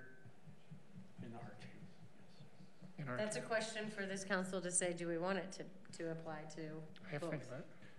One thing I gotta tell you, Mayor, is I'm leery, I want some time to think about this, that's what I'm trying to say, because I'm leery of designing on the fly here. Well, no, the whole point of this workshop is to see where we fit and where we still need to work, because I think a lot of the things we're really close and where we agree, and then we just have to kind of So, talk through. what about us who aren't even this in the R2 at all, so? I was gonna ask if we're gonna get to that. Oh, right. Yeah. Well, we can, let's talk about it. Well, let's finish this Yes, page exercise. up and then we'll get to that Okay. part. I don't know that was a bullet point. Is that excluding it Well, from the I think it was R2? sort of implicit in all of this that a lot of these revisions or changes or thinking were in order to accommodate the pad in the R2. Yeah, The idea being that if a majority of you are not interested in pad in any form whatsoever, no matter how restricted or constrained in the R2, then we shouldn't even be having most of this conversation, if any of it. Well, I think we should have it. What I'm wondering is, when we get down to voting for the pad, and I don't know what the term is, could we take the R2 and set it aside for a period of time? And if we're going to do a sunset clause or whatever, and see how our other developments pan out, who utilizes the pad? If in 10 years no developer utilizes this, we've done all this for nothing. But if the city develops Walnut Lane and it becomes, and it's acceptable and it looks nice and people see that it maybe isn't as frightening as it appeared on paper, could we just put the R2 on hold and see how things go for a few years? Is there a way to do that? Well, so basically not have pad apply to the R2 until you've seen how it works in the other zones first? Yeah, essentially. Which would basically mean, it would just take it out of R2, and then if a future council wants to consider that, then they'll consider that. Well, I think this discussion is still worth having at this point, because it fleshes out the fears and it fleshes out the. I mean, I wasn't very excited about 256 square feet for a studio. Right. I think it's still worth having, and I don't think it negates anything that staff has done. No. I'm just this is kind of an experiment. I will say, from a macro perspective, where the vast majority of the potential opportunities for incentivizing density or adding some density to increase housing stock in the city, R2 is where it's at, right? Okay.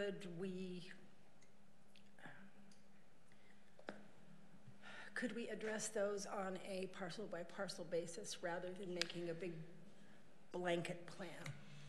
Yes, so that would be essentially thinking it almost like we're trying to think how to do that. Is that an overlay zone type concept, or is it's more parcel specific? Well, if it's parcel specific, then it's just a rezone to R3. Yeah, and that's tricky.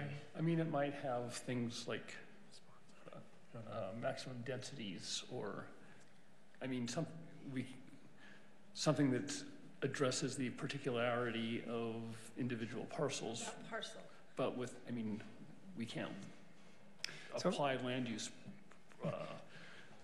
So Mayor, I'd like to make an offer to you, see if this,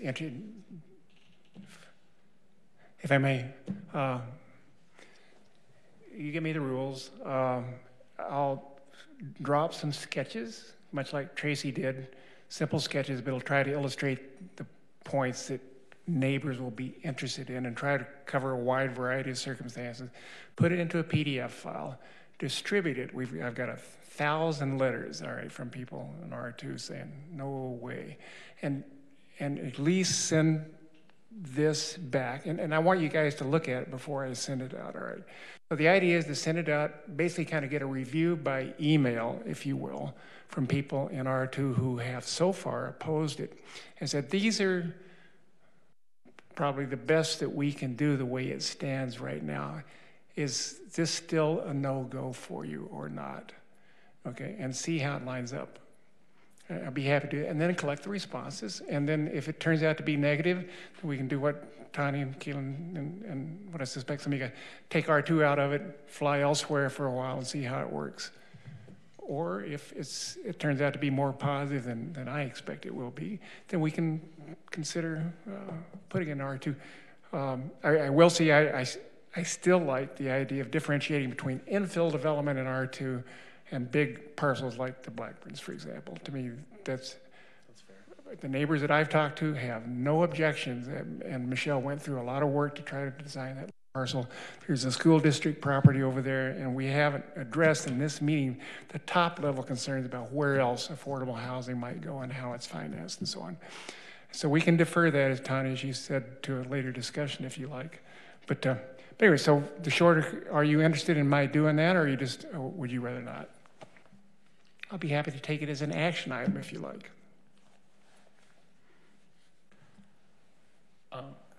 I have some concerns about trying to conduct outreach in that way via digitally. Yeah. I think possibly small group meetings might be where people sit and talk face to face. I think that's might have what was attempted by the county for the HDHO, and obviously not everyone was converted, but in-person dialogue tends to develop consensus better than digital communications. So I just have that concern that it might just strengthen polarity rather than. I'll say that all of these dimension things kind of circle around the idea of still allowing the pad to be in the R2 with a lot of restrictions. Karen, am I hearing from you that you just don't want pad in the R2? I think there's, even with like these discussed changes, you still don't see pad in R2? I see there is some parcels that would be applicable for a pad. I do, yes, I do not feel that it warrants. And so those parcels could go through a zone change at that point? Or like David mentioned, an overlay. Like where we decide which parcels are pad worthy? That would be an overlay. Right, Well, which gets tricky. Yeah, could. That would be real tricky. I mean, But something that we could look at. I think in LA or one of the greater LA basin community cities, when it was they were looking at density like many municipalities are, and the solution they came up with was a minimum lot size for for their version of pad. So I that would think be what another I- dimension consideration. Minimum lot size. Right, so that, So you wouldn't put it on an eighth of an acre, or you would, it would be applicable for a half or I mean. exactly, so that it wouldn't be like below a certain lot size. Right. You couldn't You could do try it. to shoehorn it in this density. Right. So that would What I don't wanna preclude see a lot of happen- infill development, then, is that what you're saying? Well, But only larger lots. but only larger lots, yes. Well, I understand that, yeah. What were you gonna say? What I don't want to see happen is, I think what a lot of people are afraid of. I don't want to see somebody go in and buy 4 or 5 homes on a block and build a great big apartment building in a single-family home neighborhood. Yeah, that's what The pictures that you send us of the buildings that are currently there that are now being used as overnight rentals, that used to be little one-bedroom apartments, Yeah, the sage. back when they and the first were Moab built. flats. I don't think that's nearly as overwhelming to people as, envisioning some of, like the condos out south of town in their neighborhoods. And I understand that that's, excuse me, I understand that that's frightening. That's what I don't want to see happen. We've got some other issues with what are supposed to be single-family dwellings in neighborhoods that we have to deal with outside of the pad.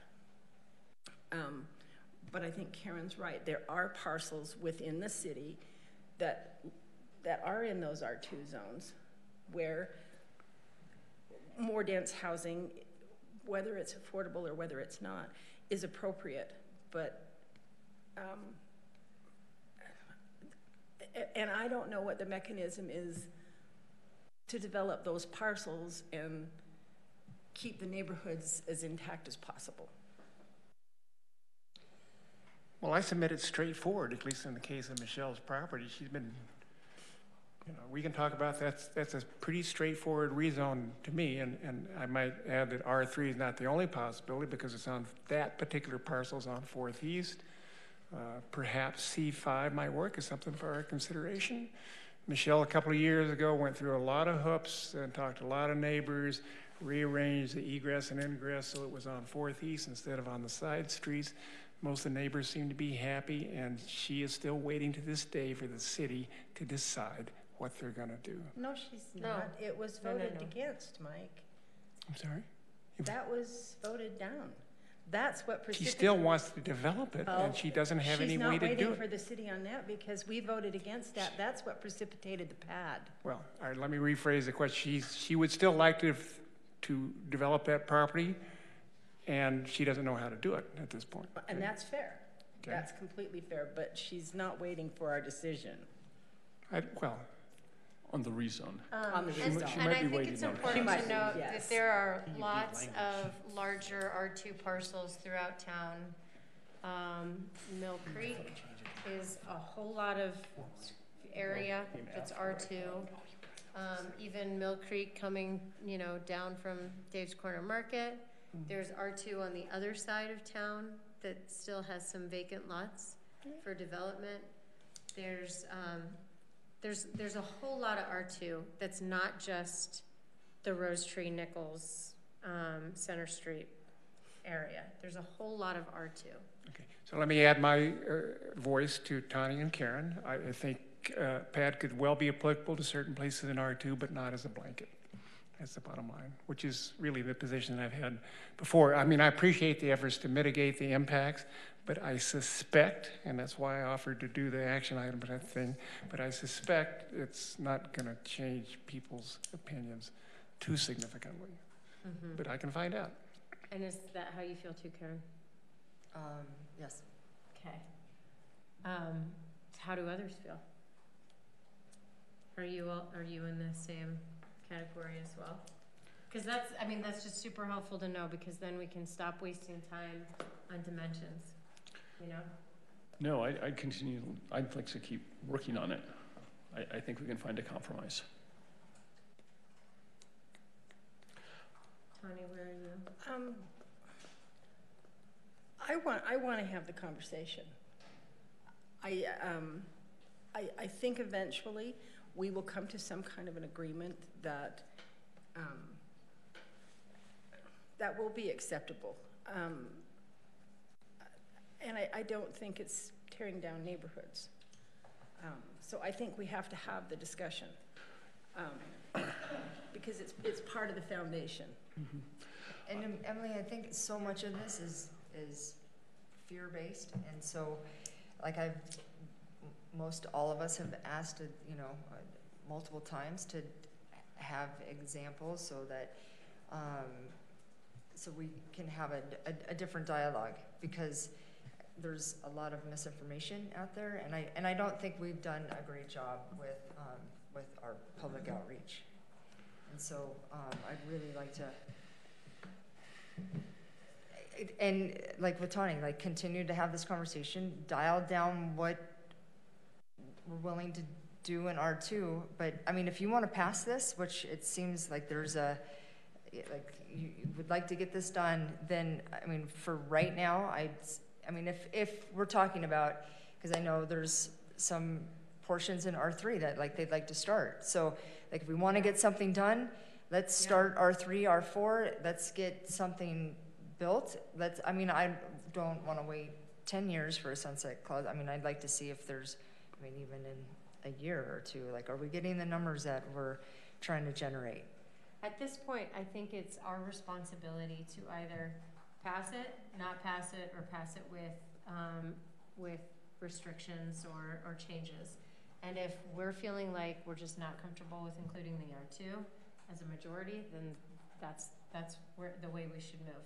If we want to continue to have the conversation about dimensions, which was essentially the conversation today, then I think we just need to be real clear as a group how we want to move forward.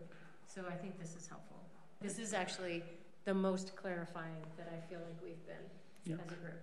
And I'd just like to add that at some point, if we have a sense of how much work this is going to be for us, and if we have the capacity to deal with it, or if it would be more appropriate to remove R2 and remand that portion of it to the Planning Commission and say, look, this really needs a lot more work, and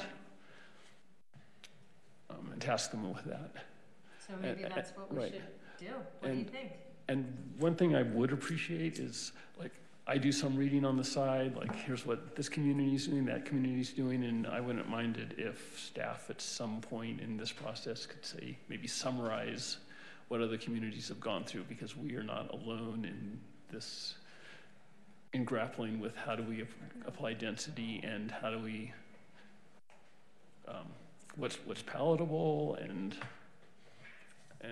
I'd just like to know, like, where do other communities consistently reach roadblocks, or what has big time. I would just say in this state, people don't even want ADUs in single family. So this is definitely, we are definitely doing a lot, and we are and we're listening to the community a lot. So we are definitely with the purchase of Walnut Lane, with what we already have as available. We already have multifamily allowed in certain zones. We allow residential in commercial, but it has to be on the second floor. Like, we're doing well, for sure, in terms of housing metrics. But they're not getting built. I mean, and we have a tourism problem. With the housing, with respect to housing. So just to remind you guys again, I think I wrote a letter about this, but I was back in Boulder, where I came from not long ago, and in the last decade, they have a big affordable housing problem too. They've left their single-family neighborhoods intact. Instead, what they've done is a bunch of multi-story apartment buildings in the commercial districts, near the commercial districts. That's what they've done. And so I don't know, it's just Well, so I think it'd be great, if you could summarize what other towns. No, I'm asking staff to, when we have staff. Okay, well then. Well, pretty soon we're going to have a compiled list from the Utah League of Cities and Towns too. They're compiling what other cities are doing. Okay. So maybe I can bring that too. Well, they've done the little videos that are on the website about what other cities are doing. And this is sort of comic relief because when I grew up in Salt Lake, there was the Ritz Classic bowling lanes and skating rink. And it was kind of in the sketchy part of town, wasn't it, Rachel? I lived in that part of it. And they have since torn those down and built nice apartments. Yeah. They are nice. And some of my Facebook friends who still live in Salt Lake are just beside themselves because they tore down the old falling apart bowling lane and the old falling apart skating rink and build apartments. And so it happens everywhere. But Salt Lake is 50,000 units short in Salt Lake City. So no, we're not alone. So back to what is currently being proposed by this council regarding the pad is that if we exclude the R2, that gives staff time to when we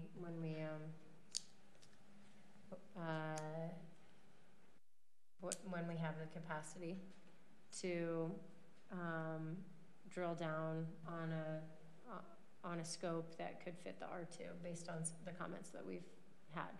Otherwise, passing the pad, excluding the R2 for now as a way to move forward. And the parking that we talked about for the R3 and the R4 would be, let's just talk about that real quick so that we can at least have some closure with that. So instead of 1 per unit, or sorry, 1.5 per unit, we were saying 1 per bedroom, but then you guys were saying, no, maybe we should revisit that. Hold on, let me pull up what's currently in code. Would that help? No, because this would be different because we're incentivizing density, and so we're looking at making special accommodations for parking. I mean, there's a lot of things we didn't touch on. So the impact fees, did we come to a consensus for size? Well, impact fee would be per unit. Well, I know, but I mean, there was in the document, it shows that the city, we can't say waive, that the city would pay for impact fees for, there was a portion, there was something in there about that. How about this? Because we're past 3 o'clock right now. So what we could do is at least, if we think that the majority want to put R2 on the hold, then we can do that, and then at our next meeting, we can discuss just the specifics about the rest of the pad.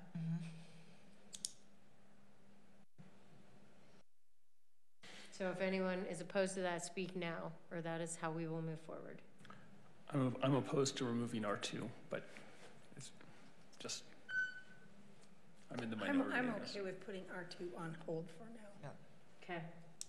So, well, putting it on hold is removing it.